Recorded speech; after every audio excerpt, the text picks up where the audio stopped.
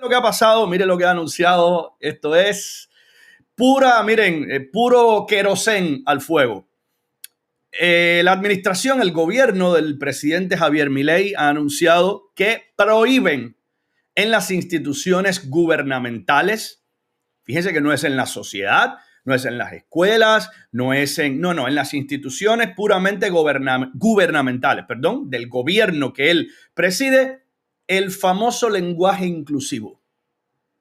Y ahí te quedas y dices, candela misón como viene la cosa, ¿no? Bueno, miren para acá, vamos a comentar esto. Supuesto también del presidente Javier Milei, se van a proceder a iniciar las actuaciones para prohibir el lenguaje inclusivo y todo lo referente a la perspectiva de género en toda la administración pública nacional. Por supuesto, esto ustedes ya conocen los detalles, no se va a poder utilizar la letra E, la arroba, la X y evitar la innecesaria inclusión del femenino en todos los documentos de la administración. Vamos a traducir esto un poco para que algunos, cuando dice el uso de la letra E y de la X, no significa que van a proscribir todas estas letras del abecedario. No, usted sabe que como parte de este movimiento se ha generado aquello de todes, por ejemplo, en lugar de todos o todas, o tod X, S, la X sustituye la O o la A para ser más inclusivo según ese tipo de concepto. Ya usted sabe lo que yo pienso al respecto. A mí lo que me da es risa. O sea, tú me vienes a mí a hablar, ya yo he puesto videos de esos aquí, tú me vienes a mí a hablar de lo más serio del mundo y me dices, no, porque, bueno, estábamos allí y todos nosotros vimos y ya yo no me repongo. Ya te voy a tener que pedir disculpas 500 veces porque no me quiero reír de ti en tu cara, pero ya me va a comenzar a resultar demasiado divertido. Entonces, bueno, es eso lo que se va a eliminar. No es que se van a eliminar esas letras del abecedario, faltaba más, ¿no?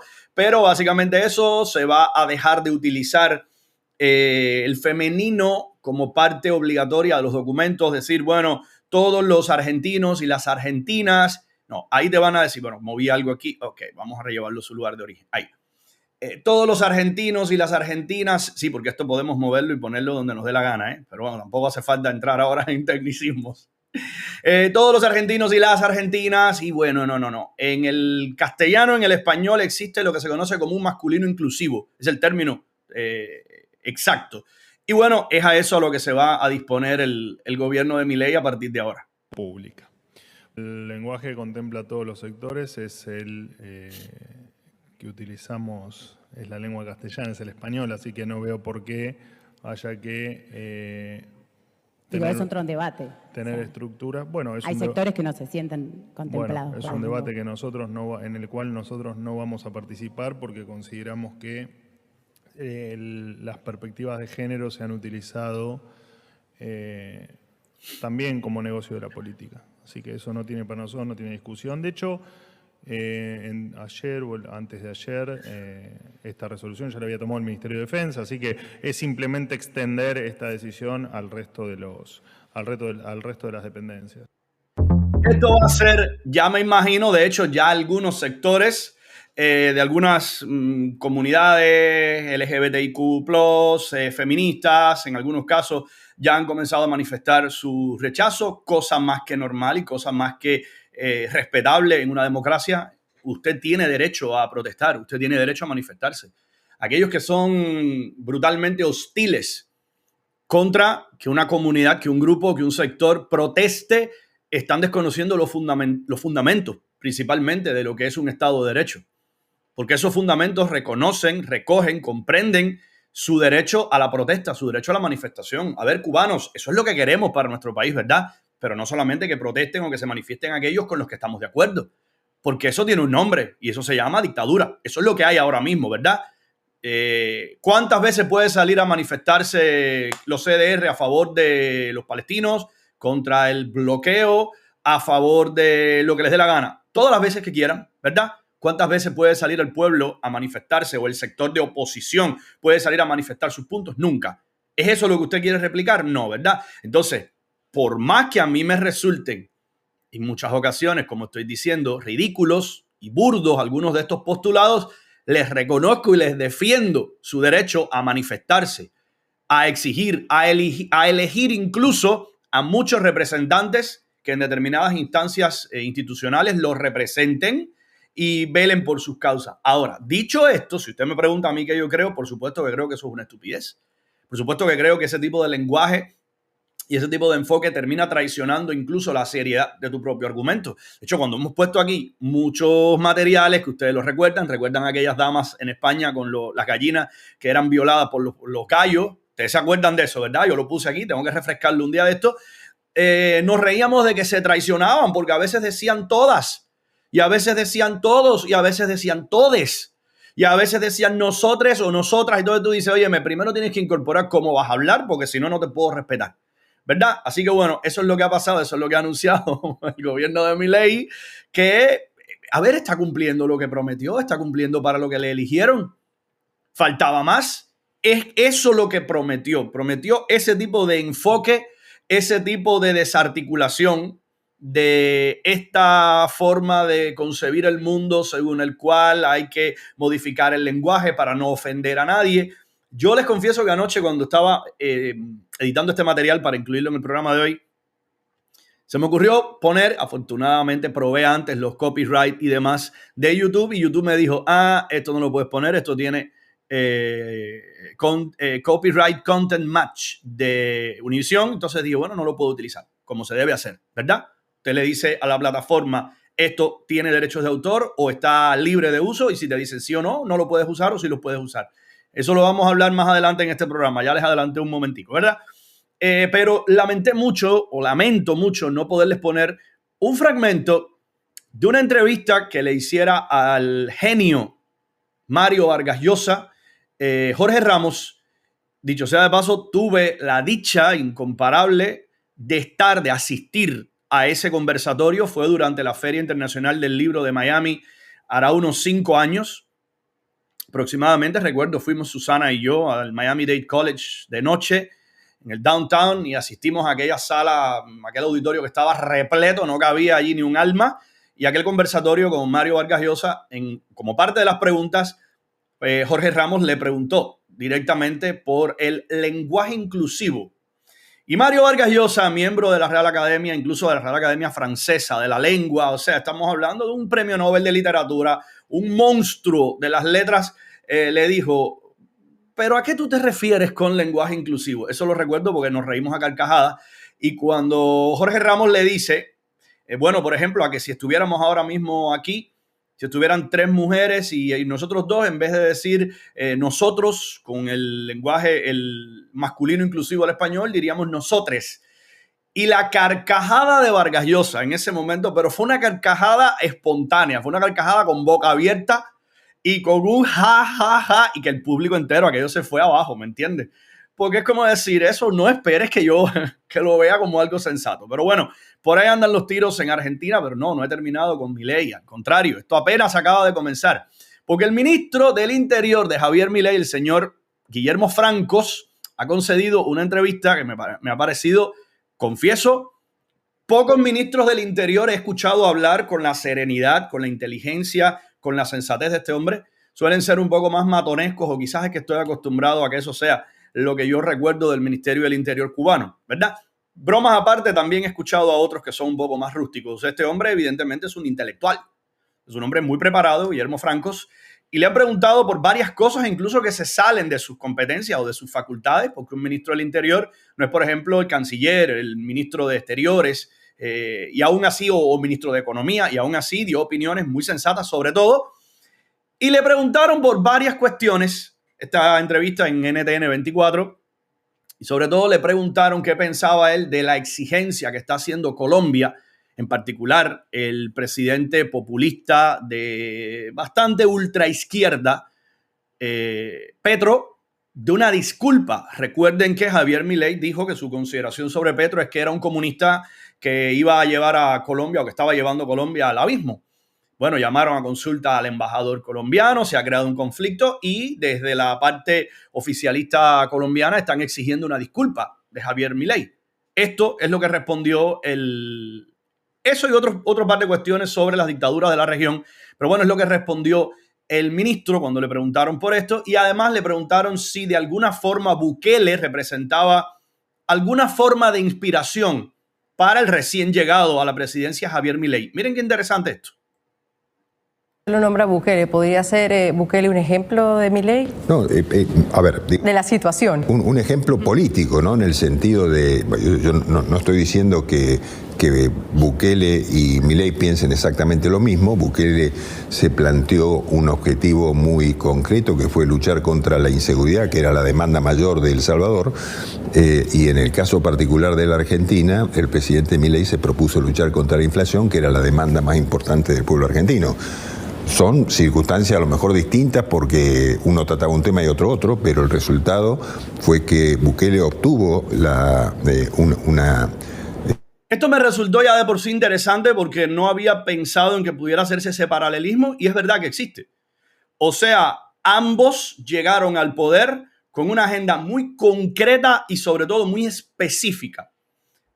Para ponerlo en perspectiva, en los países que no tienen los problemas tan graves que tenía El Salvador cuando llegó Bukele a la presidencia o los problemas tan graves que tenía la Argentina cuando asumió hace muy poco Javier Milei, a ver, no es lo mismo asumir la presidencia, qué sé yo, o incluso cualquier ministerio en Escocia, por ponerle algo, en Australia, la primera ministra o el primer ministro, o en Reino Unido, que hacerlo en un país con un nivel de violencia y de criminalidad como El Salvador.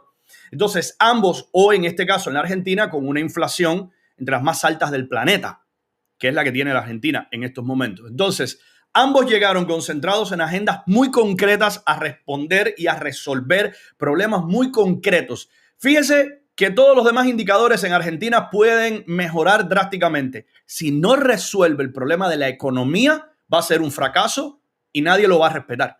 De igual forma que habría pasado con El Salvador de Bukele. O sea, usted fue elegido para que desarticulara las maras, las pandillas que se habían adueñado como un cáncer de este país.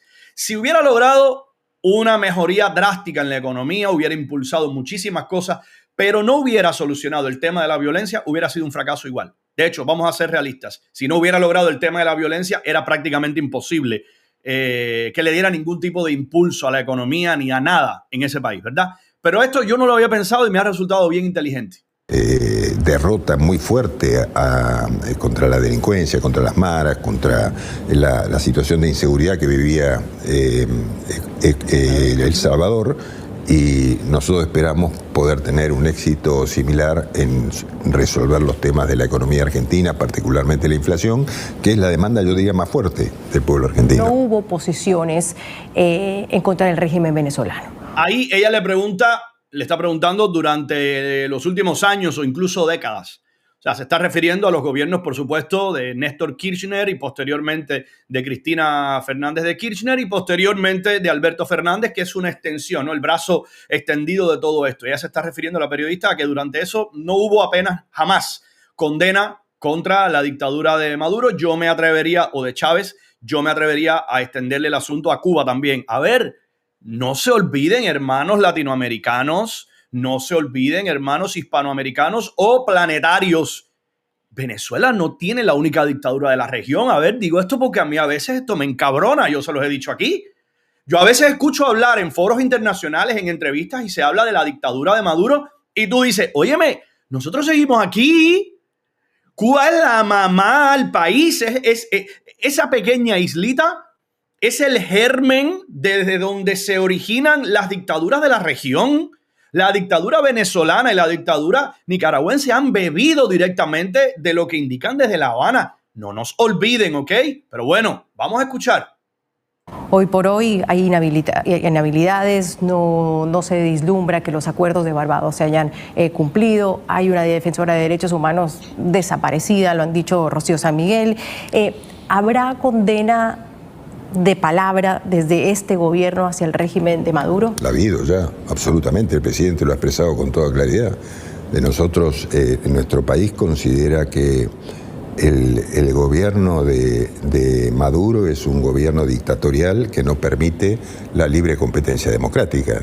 Entonces, por supuesto que lo consideramos un gobierno dictatorial, ¿no? Con el presidente colombiano Gustavo Petro, que incluso tuvo que retirar su embajador y dijo que estaban pidiendo disculpas por parte del gobierno de Milei por haberle dicho que era un comunista que estaba llevando a Colombia al abismo. Sé que no ha regresado todavía el embajador colombiano a Buenos Aires, que está en Colombia, y creo que están pidiendo como una rectificación o una disculpa por parte del gobierno argentino. ¿En qué quedó eso, No, ministro? me parece que, yo creo, en primer lugar, la posición del presidente Petro respecto al candidato Milei fue negativa de entrada, ¿no? Entonces, claramente hay una confrontación ideológica entre ambos presidentes muy claro.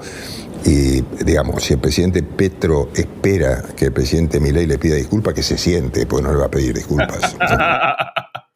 Más claro ni el agua. Mira, si lo que estás esperando es una disculpa de Javier Milei, pues te puedes poner cómodo, ponga usted un mullido cojín, siente sus posaderas en algo que le sea bastante cómodo, bastante amable con sus carnes, porque no va a recibir ninguna disculpa. Así se habla, me parece muy bien, y por supuesto que esto me genera muchísima simpatía. Sé que a muchos de ustedes les pasa igual, ¿no? Tengo diferencias en algunos puntos, porque es que no tengo puntos de coincidencia en todo con nadie. Ya lo he dicho en este programa y creo que si ustedes se ponen a pensar también.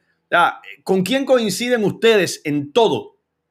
Yo no sé con quién. Yo tantas veces bromeo y les digo que ni conmigo mismo coincido en todo.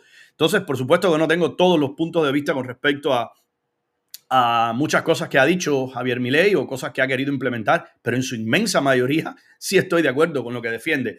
Dicho esto, y aunque todavía no nos vamos a cubita, todavía no, pero evidentemente el personaje Milei molesta demasiado en La Habana. Molesta tanto que su presencia en la conferencia en la CEPAC recientemente, donde tuvo un encuentro bastante amable, bastante cariñoso con Donald Trump, Javier Milei no ha ocultado. Fíjense lo elegante que ha sido esto. Y yo creo haberles puesto aquí un material al respecto. Javier Milei no ha ocultado sus simpatías por muchos de los enfoques ideológicos incluso de Donald Trump. Pero no lo ha ocultado cuando era tertuliano, no lo ocultó cuando comenzó a correr hacia la política y no lo oculta ya siendo presidente. Sin embargo, cuando ya siendo presidente electo, quizás la memoria me está traicionando, quizás fue incluso poco antes de ser presidente, ya como candidato presidencial, cuando le preguntaron por los temas domésticos de política en Estados Unidos y le preguntaron, creo que fue Oppenheimer que le preguntó por Biden y por Trump, dio una respuesta que a mí me pareció excepcional y dijo, a mí me interesa como presidente de la Argentina tener excelentes relaciones con los Estados Unidos, con el presidente que elijan los estadounidenses. Es la primera potencia mundial. Queremos imitarlos, queremos tener excelentes relaciones con ellos y yo voy a respetar y voy a trabajar con el presidente que esté. A mí me pareció brillante esa respuesta. Aún así, yo tengo derecho como individuo a tener más simpatías por uno o por otro, ¿o no? Es lo que demostró en esta conferencia republicana que tuvo lugar el fin de semana, donde también asistió el presidente Bukele. Y yo quiero que se fijen la diferencia de cómo tratan desde la propaganda castrista cubana a Javier Milei y cómo tratan a Nayib Bukele. Y yo les voy a explicar la diferencia de por qué. Porque tiene una explicación, por supuesto, desde mi perspectiva. Pero vamos a ver cómo les ha molestado la presencia de ambos, pero sobre todo de Milei y también del líder de Vox. Ya verán ustedes, arremetieron contra él también por sus palabras y por decir viva Cuba libre. Miren para acá. La CEPAC se organiza cada año por la Unión Conservadora Estadounidense para promover los valores conservadores en Estados Unidos y desde 1964 constituye un espacio de encuentro para políticos siempre preocupados por la vida, la libertad y el derecho a la propiedad privada, no necesariamente en ese orden. Este año Donald Trump fue la gran estrella, por supuesto, aunque también estuvieron otros políticos como el presidente de El Salvador, Nayib Bukele, el líder del partido ultraderechista español Vox, Santiago Abascal y, a quien le sorprende, Javier Milei, el presidente de Argentina.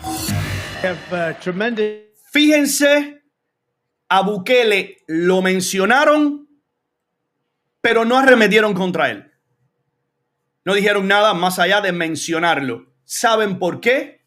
Esto no es mentira y sé que quizás les va a disgustar a algunos de ustedes, pero corresponde disgustarlos. porque Bukele no se ha pronunciado sobre Cuba.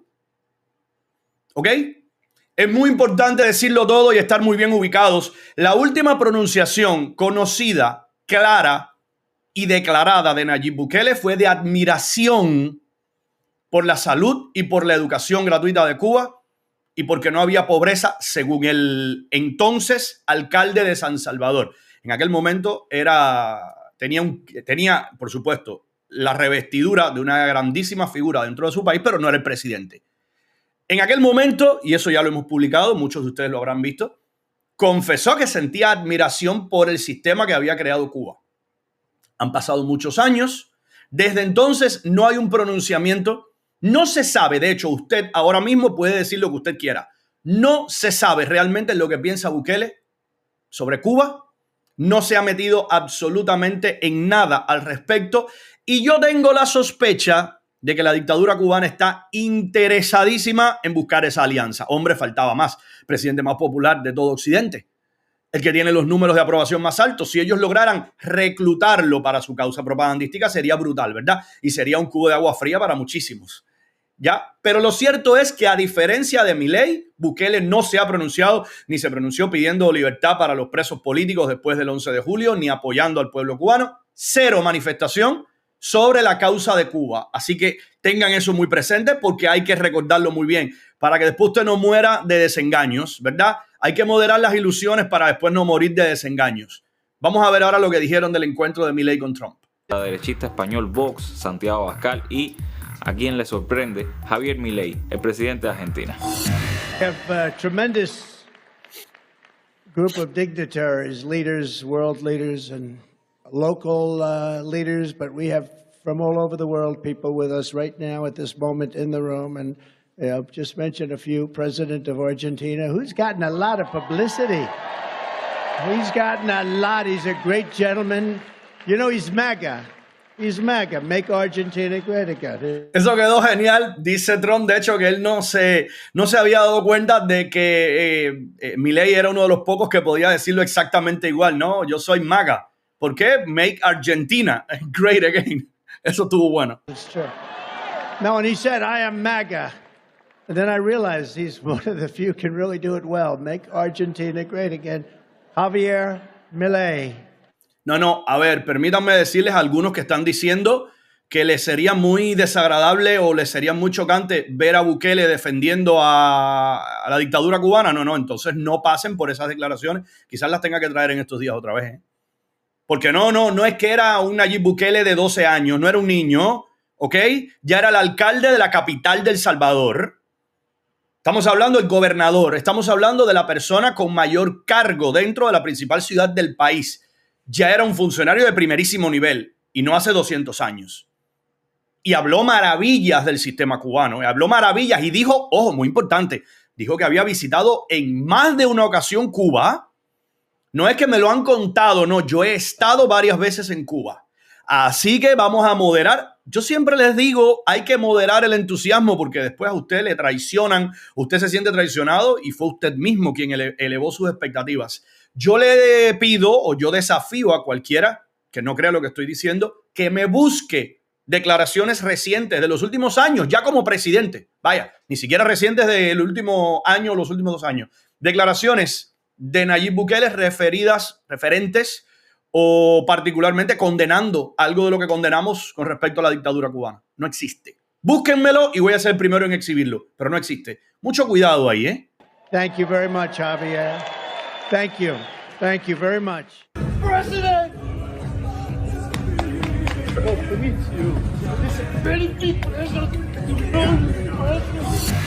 Así de cordiales son las relaciones entre nuestros adversarios políticos. Y este hombre cree que él es adversario político de algo o de alguien. A ver, sea usted realista, estimado papanatas. Ni usted, ni la dictadura cubana, más allá de todo lo que vociferen. O sea, ustedes no cuentan. En esa conferencia estaban, nombres verdaderamente relevantes, actores verdaderamente importantes de la política mundial. Y dice nuestros adversarios. ¿Tú crees realmente que cuentas dentro de ese contexto? Quizás debiéramos tomar nota y en vez de estar sojuzgándonos entre nosotros, asumir al enemigo real y calibrar cuánto se organiza en función de intereses comunes, más allá de algún que otro matiz divergente. A eso respondió la CEPAC, que también fue un espacio para el silencio cómplice con respecto a los crímenes que hoy se perpetran en Gaza. Bueno, ya ustedes se dan cuenta, es mucha la molestia, es mucho el disgusto, pero sobre todo yo quería ponerles esto para que se dieran cuenta cómo tratan diferentes a uno y a otro. Con Bukele no se meten.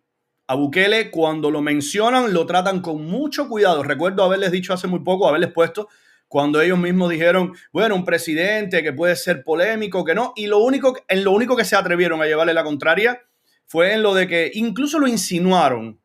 Pusieron un tuit, ¿recuerdan? Que decía que Cuba era el país más seguro del hemisferio occidental, pero más nada. O sea, a Bukele ellos lo tratan con mucho cuidadito, porque no solo no quieren enfadarlo, porque quieren sumarlo a la causa. Porque ellos han visto las declaraciones de Bukele hablando maravillas sobre el sistema de salud y la educación cubana y dijeron, si esto es lo que pensabas hace muy pocos años, yo puedo pensar que sigues creyéndolo o has cambiado de postura. Esa sería una pregunta muy interesante que formularle al presidente Nayib Bukele. Extremadamente interesante. ¿Qué piensa usted sobre Cuba hoy? ¿Sigue creyendo exactamente lo mismo que cuando era el gobernador en San Salvador? O sea, ¿sigue pensando exactamente igual? ¿Sigue admirando? Vaya, para nosotros estar muy claros. Y para saber a quiénes contamos, a quiénes podemos contar como nuestros aliados y a cuáles no. Porque veo a muchos que se postran de rodillas y que dicen lo que necesitamos para Cuba es un Bukele y usted ni siquiera sabe cómo piensa Bukele con respecto a Cuba. Probablemente te diga, no, pero yo puedo tener pequeñas diferencias, pero yo veo muy bien lo que han hecho con Cuba y ahí usted va a decir, imagínate tú. ¿Qué decepción? Me ha roto el corazón. No. Moderación, que con Bukele el sistema cubano propagandístico, la prensa, no se meten. Por algo será. Moderación. Yo se los he dicho en muchas ocasiones, queridos míos. Siento admiración por la mano dura que ha implementado con las pandillas y siento horror por la acumulación de poder, porque lo que me parece es precisamente aquello que dijo admirar cuando estaba todavía como primera figura política de San Salvador, no como presidente. Desde entonces no se ha manifestado, pero usted guarde la mesura porque puede llevarse una enorme decepción.